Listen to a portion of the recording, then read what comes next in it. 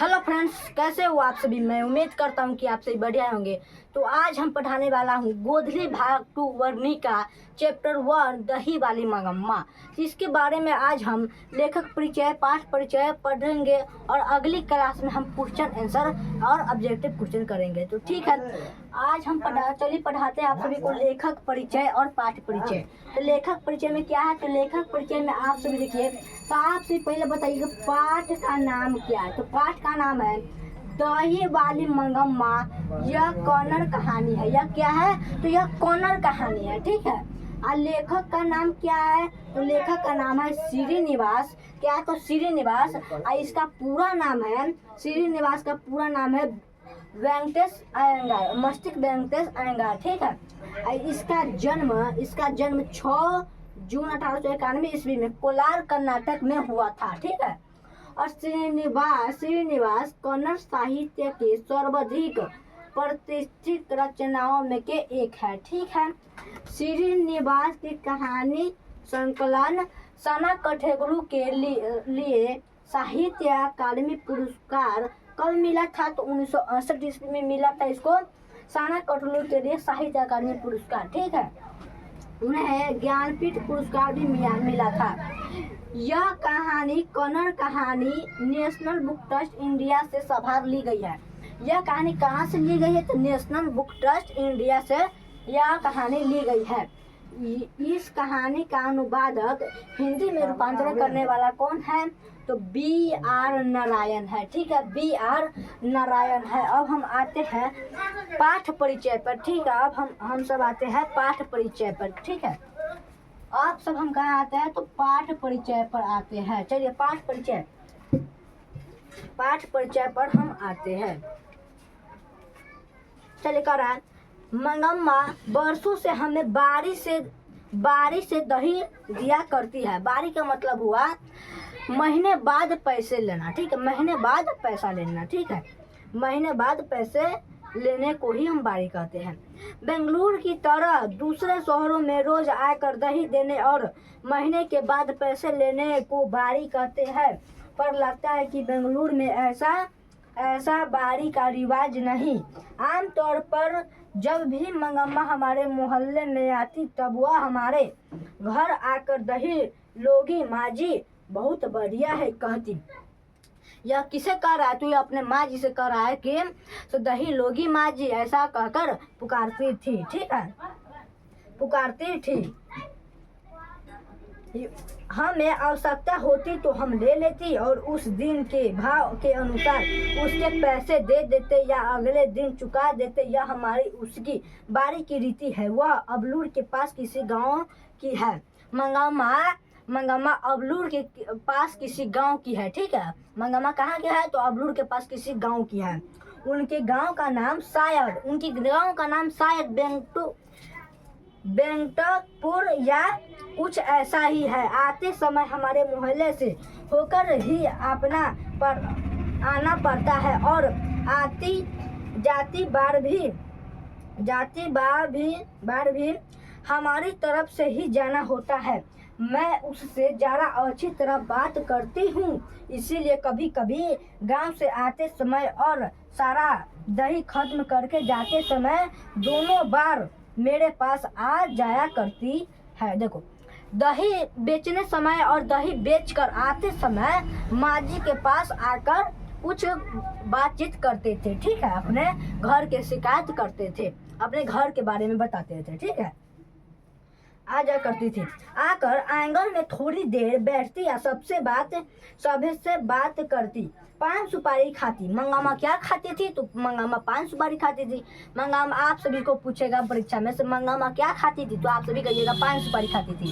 ठीक है, और न रहने पर कभी कभी हमने पान सुपारी मांग कर खाकर गांव जाती। ऐसे मौका पर यदि मेरे पास समय होता तो वह अपना दुख सुख भी बताया करती थी, और समय बचता तो अपना दुख सुख माँ जी से बताया करती थी मंगम्मा। ठीक है, बताया करती थी। मुझसे भी सुख दुख पूछती, मुझे भला क्या सुनाती। यही कि बिल्ली ने दूध पी लिया, चूहे ने कुम्हारे में छेद कर दिया, तब वह दुनिया ही ऐसे है। कहकर अपने अनुभव की बातें सुनाती। बाद में यह भी कहती कि इस दुनिया में किस ढंग से चलना चाहिए। मंगम्मा मुझे मुझे अच्छी लगती। मुझसे और उसमें बहुत घनिष्ठता हो गई। कोई 1 महीने पहले की बात है। मंगम्मा ने सवेरे सवेरे आवाज लगाई, दही लोगी माँ जी। मैं भीतर कुछ कर रही थी। मेरा बेटा बोला, हाँ लूंगा, और पास जाकर दही दो कहकर उसने हाथ फैलाया। मंगम्मा ने मटकी से थोड़ा अच्छा गधा दही निकालकर उसे हथेली पर डाल दिया और बोली क्या? तो बोली जरा जाकर माँ जी को जल्दी से भेज दो, मुझे जाना है। इतने में मैं आ गई। मंगम्मा बोली, माँ जी सोने जैसा बेटा पैदा किया है। माँ जी सोने जैसा बेटा पैदा किया है, यह किसने कहा?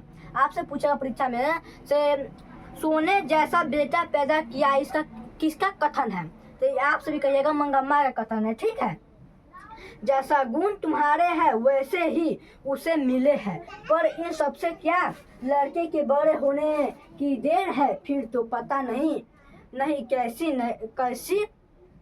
कैसी बहू आएगी। अब जो बच्चा अम्मा करता पीछे पीछे घूमता है, उसे ही यह बात पता नहीं होगा कि अम्मा जिंदा है या मर गई। मैंने पूछा, मंगम्मा क्या हो गया?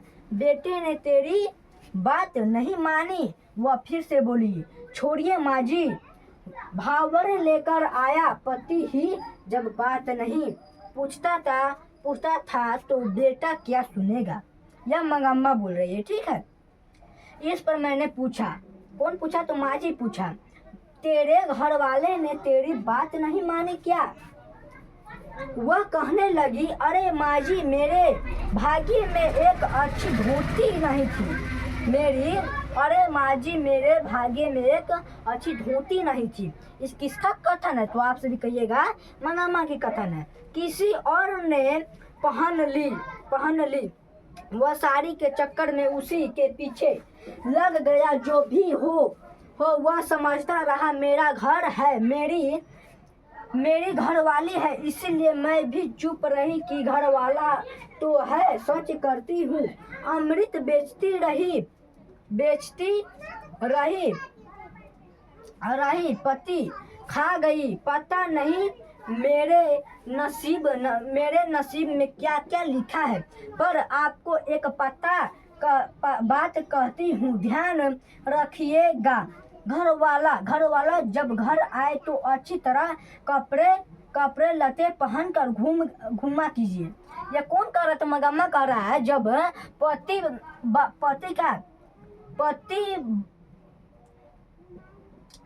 पति कहाँ चल गया भाई? कहाँ है?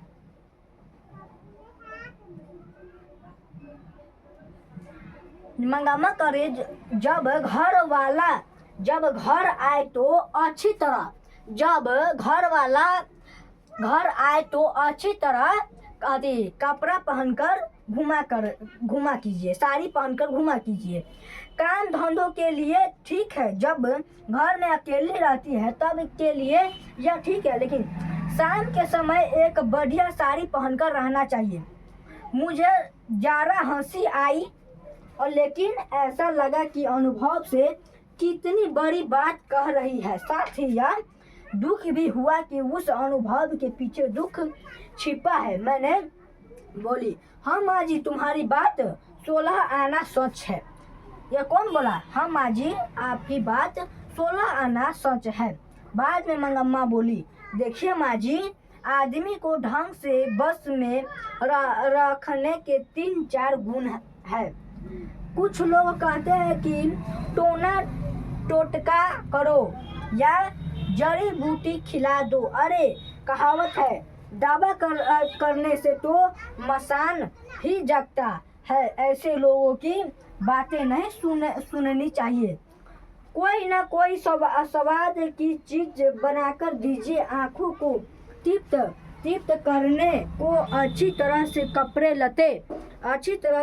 लते पहन उठकर, दुखी रहने पर भी हंसकर बातें कीजिए। घर के लिए जो चाहिए एक बार खूब मंगवा लीजिए, पर बार बार मत मांगिए। पैसा जोड़कर जरूरत पड़ने पर 1-2 रुपए उन्हें थमा देना चाहिए। यह है सबसे बड़े टोना टोटके।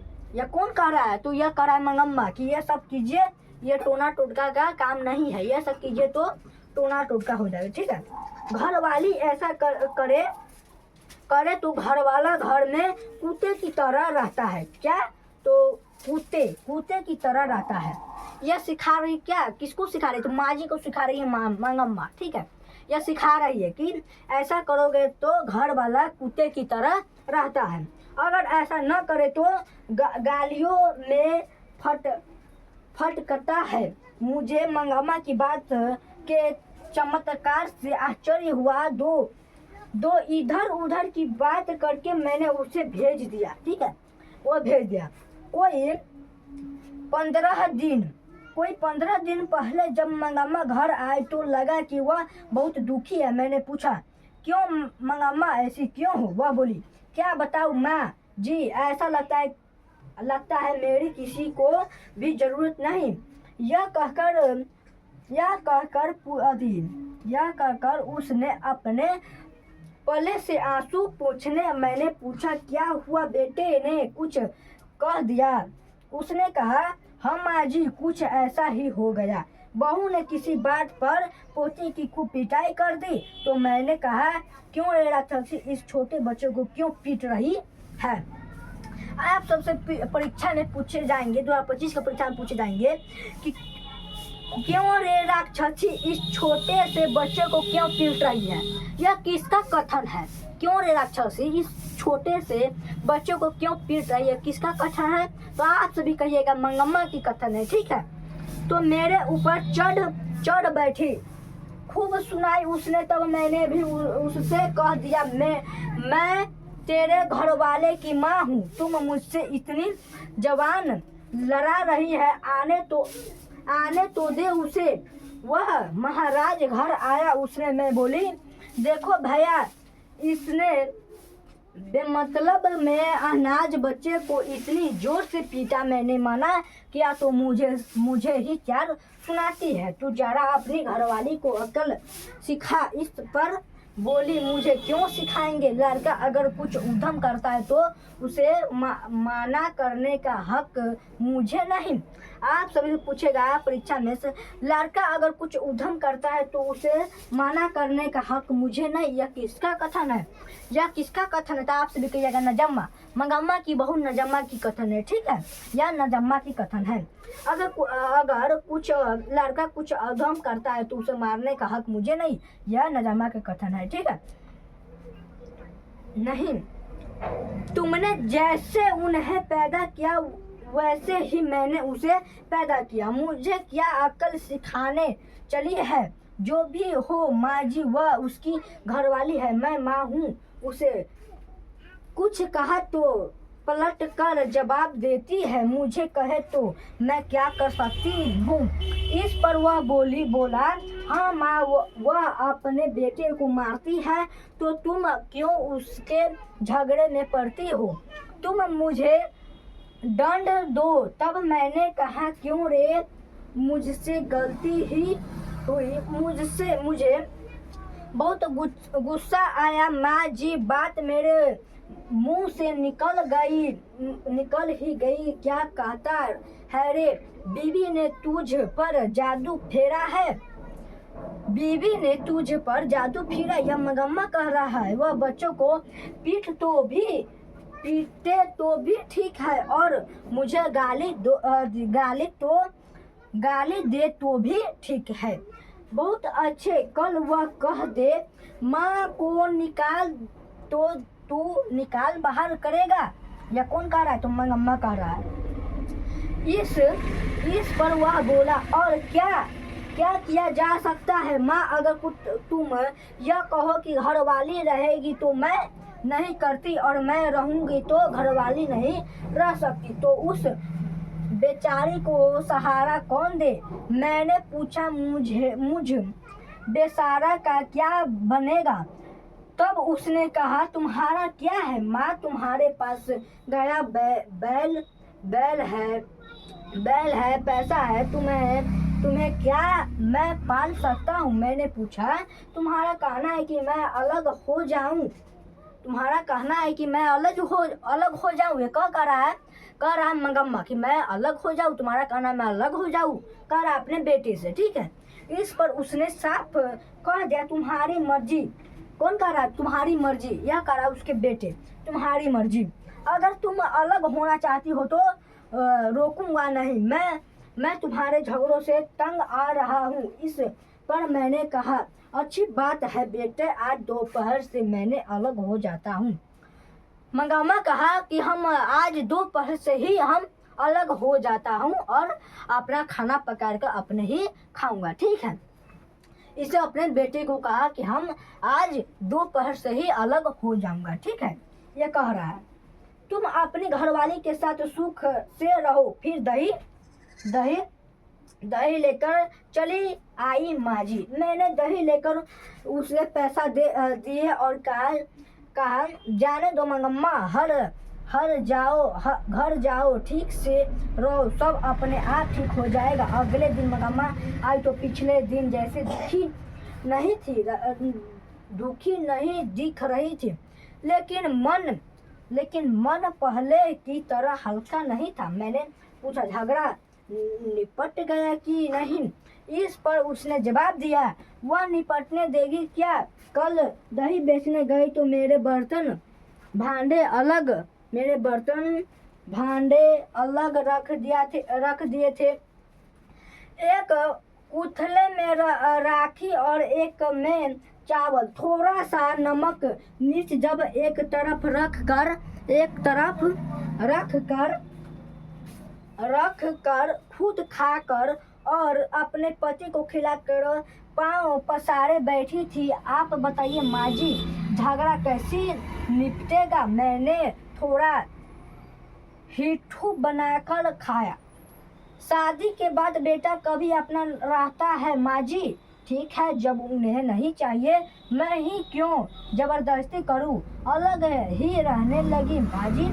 रोज उस बच्चे को थोड़ा सा दही देकर बाद में बेचने आया करती थी। आज ठीक उसी समय वह उसे बच्चे को लेकर कहीं चली गई थी। मैंने जानती हूँ कि उसकी यह चाल है कि मैं उस बच्चे से बात न कर पाऊँ। इतनी छोटी सी बात की कैसी रामायण बनती जा रही है, मुझे आश्चर्य हुआ। पर बहुत है भाई, थोड़ा सा फास्ट करते हैं, ठीक है ना, बहुत है अभी, थोड़ा सा फास्ट करते हैं। मैं इसमें कुछ कर नहीं सकती थी। इधर उधर की कुछ बातें करके मैंने मंगम्मा को विदा किया। बाद में 2-1 दिन मैंने वह बात उठाई ही नहीं। ऐसा लगा कि वह अलग ही रहने लगी है। एक दिन उसी ने पूछा, माँ जी आप जो मखमल पहनती है ना, वह कैसी गज मिलती है? यह पूछ रही है, लेखक की पत्नी पूछ रही है कि यह जो आप मखमल के ब्लाउज पहनती वो कितने गज मिलती? गज मतलब कितने रुपए की है? तो मैंने पूछा क्यों मंगम्मा? तो वह बोली,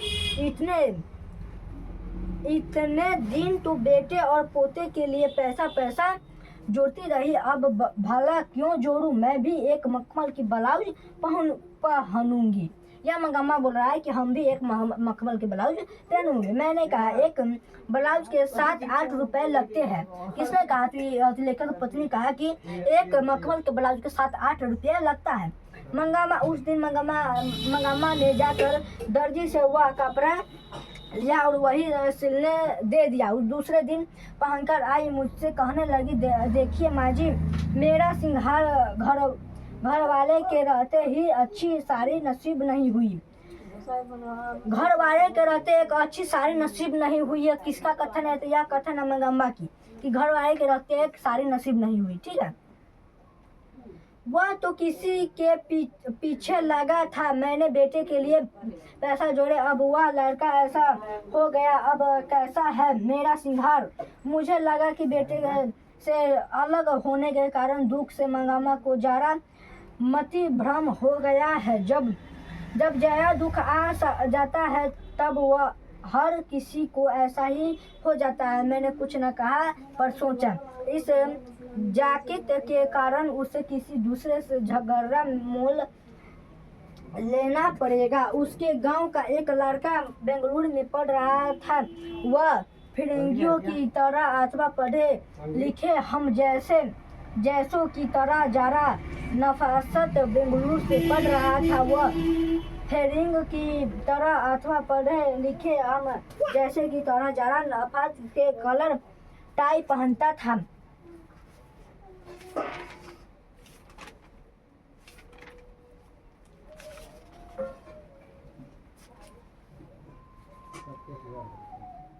एक दिन रात को जाकर बेटे से कह दिया, तेरी घरवाली बड़ी बड़ी बातें बनाती है, मेरे जाकित पर ताने कसती है, कहती है मैंने उसे कुछ भी नहीं दिया। क्या मैंने कुछ नहीं दिया? करे कर्ण फूल झुमकी पदक क्या यह सब मेरे दिए हुए नहीं? बहू ने पति को बोलने का मौका ही नहीं दिया। अब वही बोली, अब तो घर वाला भी नहीं, ऊपर से बुढ़िया भी हो गई। वह अब कनफुल और टगरी पहनेगी, ले जाओ पहन लो। बैठे पति ने उसने कहा, क्यों री तुम बकवास किए जा रही है? फिर माँ से बोला, माँ मैंने तुम लोगों का झगड़ा पसंद नहीं करता, अगर तुम्हें चाहिए तो सारे जेवर ले जाओ। मंगम्मा ने बोली, माँ जी रास्ता चलने वाले भी इस तरह से बात नहीं करते, चाहिए तो जेवर लेकर चली जाओ। कहकर उसने जरा दोस्त मुझे पर ही मध दिया। अब यह जन्म किस लिए? यह सुनकर मुझे बड़ा दुख हुआ। अब वह भी इसलिए कि बुढ़िया ने अपने पोते के पीटने से माना किया था। भला यह सब क्या हो रहा है? बात मुझे बाद में समझ में आई। जहाँ भी देखो झगड़े का कारण ऐसा ही होता है। जब कोई एक दूसरे को पसंद नहीं आता तब छोटी बातें भी बड़ी हो जाती है। बेकार की झगड़े उठ रखे छोटे हैं, उससे संबंधित सभी लोगों को बेहिसाब दुख उठाना पड़ता है। कुछ दिन बाद एक दिन मंगम्मा बोली, माँ जी आप बहुत भली है, मेरे पास थोड़े से पैसा रखे हैं, उसे कहीं बैंक में रखवा दीजिए, उन पर कई लोगों की आंखों लगी है। मैंने पूछा, ऐसा क्या हो गया? वह बोली माँ जी कल ही की बात है, हमारे गांव में रंगम्मा नाम का एक आदमी है। वह कभी कभार जुआ खेलता है, बड़ा शौकीन तबीयत का है। मैं तो दही लेकर आ रही थी तो कहीं से टपक पड़ा और पूछने लगा, क्यों मंगम्मा अच्छी तो हो? मैंने कहा, क्या अच्छा क्या बुरा जो है तुम्हें पता नहीं? वह बोला, हाँ भाई तुम्हारा कहना ठीक है, आज के जमाने में भला कौन सुखी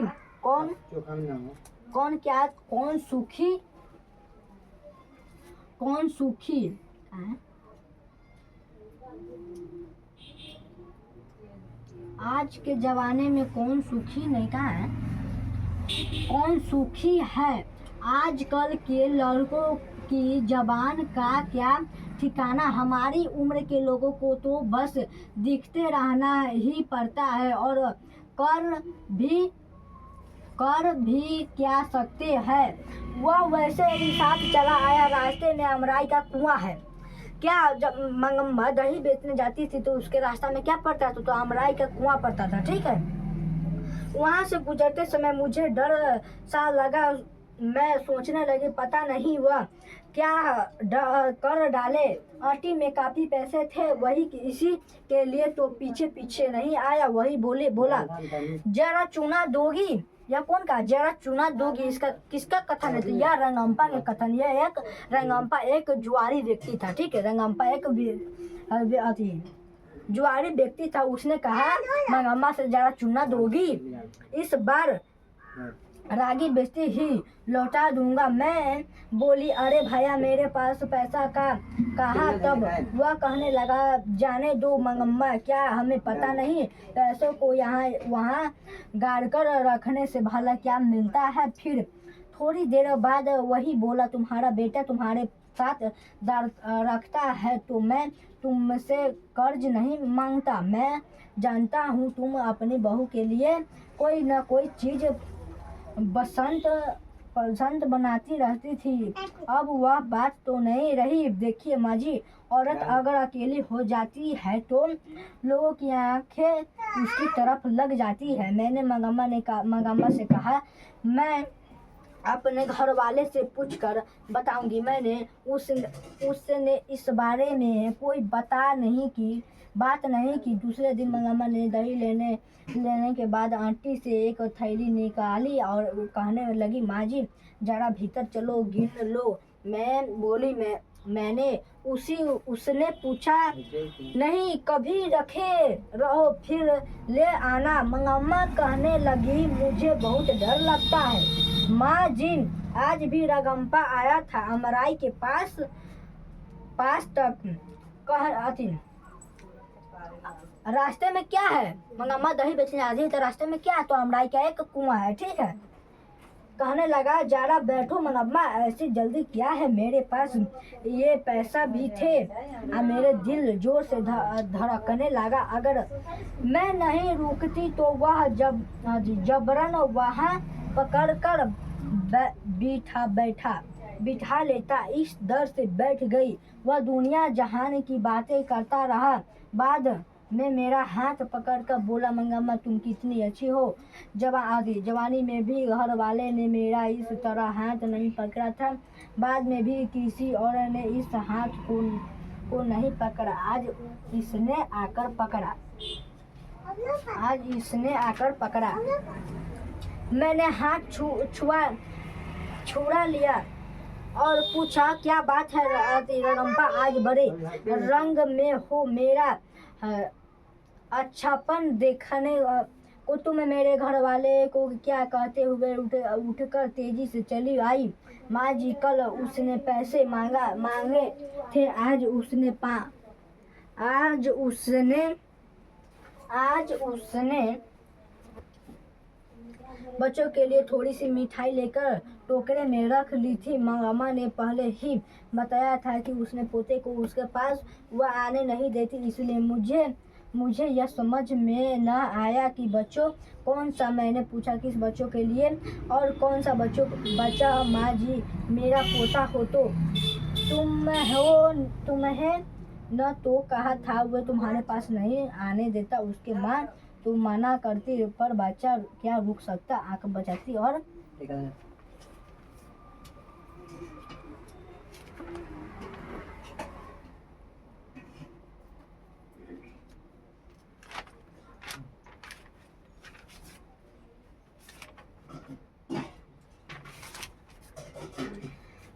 मंगम्मा जब फिर से घर आए तो उसने एक समाचार दिया। अब पोता अपने माँ बाप को छोड़कर उसने पास आ गई। वह बहुत खुश थी। उसने साहस की प्रशंसा करते हुए बोली बीते भर का छोरा है, माँ को छोड़कर चले आने का मतलब क्या है? कल दोपहर को आए लड़के ने कह दिया फिर से माँ के पास नहीं जाऊंगा। इतने दिन चोरी आया करता था। जब वह घर नहीं पहुंचा तो माँ ने आकर जोर मचाया बिस्तर में।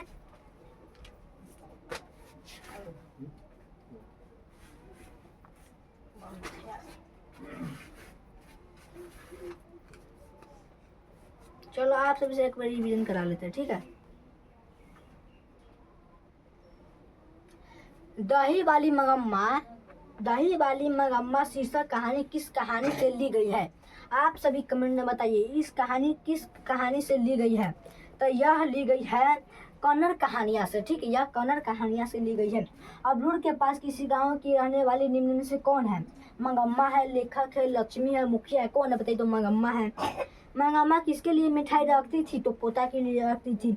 श्रीनिवास जी का पूरा नाम क्या है? तो मस्टर वेंकटेश अयंगार है। मंगम्मा कहाँ के रहने वाली थी? तो यह वेंकटपुर बेंगलोर के रहने वाली थी। मंगम्मा की किसके साथ विवाद था? तो किसके साथ विवाद था? तो नजम्मा के साथ विवाद था। दही वाली मंगम्मा कहानी का कहानीकार कौन है? तो श्रीनिवास। दही वाली मंगम्मा कहानी का प्रमुख पात्र कौन है? तो मंगम्मा है। दही वाली मंगम्मा कहानी का कथावाचक कहाँ से है? तो बेंगलुरु से है। दही वाली मंगम्मा की कहानी किसे संदेश देती है? तो महिलाओं को देती है, जब बहुओं को देती है। मंगम्मा क्या बेचती थी? तो क्या बेचती थी मंगम्मा? क्या बेचती? दही बेचती थी। मंगम्मा के गाँव का नाम क्या है? तो बेंकटपुर है। मंगम्मा क्या खाती थी? तो पान सुपारी खाती थी। मंगम्मा ने बेटे से अलग होने को कहा। कब कहा? तो दोपहर से ही हम अलग हो जाऊंगा, मंगम्मा ने कहा। मंगम्मा किस कपड़े के ब्लाउज पहनना चाहती थी? तो मखमल के ब्लाउज पहनना चाहती थी, जो 7 से 8 रुपये की थी, ठीक है। रंगम्पा कहाँ का रहने वाला था? तो बेंगटपुर के था। रंगम्पा मंगम्मा से क्या चाहता था? तो क्या चाहता था? कहाँ मिलता था? तो कुएं के पास मिलता था। रंगम्पा था एक जुआरी। लेखक ने कहानी में मगरमच्छ की उपमा किसको दिया है? तो मगरमच्छ की उपमा किसको दिया है? तो बहू को दिया है। मंगम्मा अपना पैसा कहाँ रखना चाहती थी? तो कहाँ रखना चाहती थी? बेटे के पास, माझी के पास, रंगम्पा के पास, थानेदार के पास। तो माझी के पास रखना चाहती थी। श्रीनिवास जी का जन्म कब हुआ था? तो 6 जून 1891 ईस्वी में हुआ था। तो यह सब हम कल के क्लास में बता देंगे, ऑब्जेक्टिव और सब्जेक्टिव। तो चलिए, आप सभी को समझ में आया होगा। आप सभी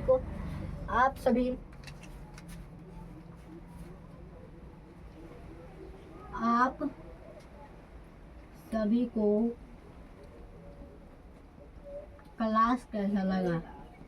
क्लास कैसा लगा कमेंट में बताएं। कमेंट में बताएं, ठीक है, बताएं। आप सभी कमेंट में बताएं। आप सभी चैनल पर चैनल पर नए हो तो सब्सक्राइब कर लीजिए। सब्सक्राइब कर लीजिए, ठीक है। सब्सक्राइब कीजिए और शेयर कीजिए, ठीक है।